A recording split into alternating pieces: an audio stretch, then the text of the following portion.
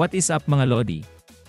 So ngayon ituturo ko sa inyo mga tips at guide sa paglalaro ng Ragnarok Landverse. Itong video na ito ay para lang sa mga baguhan. Kung alam mo na lahat ito, wag muna panoorin.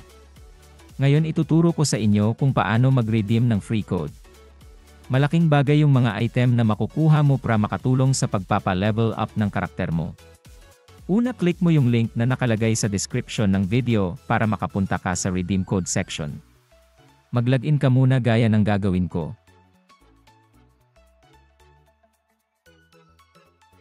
Yung sa akin Gmail ang ginamit ko. And then click mo yung server.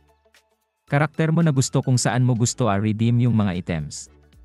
Tapos punta ka sa section ng coupon code. Ilalagay ko rin sa description ang link ng mga code para may copy mo at i-paste sa coupon code.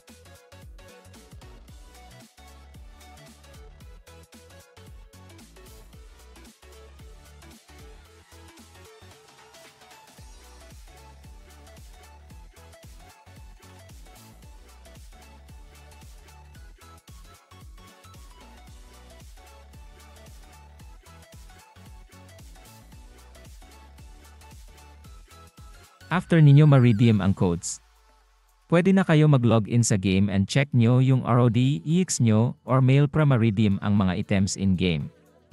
Yun lang at maraming salamat. Please subscribe for more tips guides. Peace out!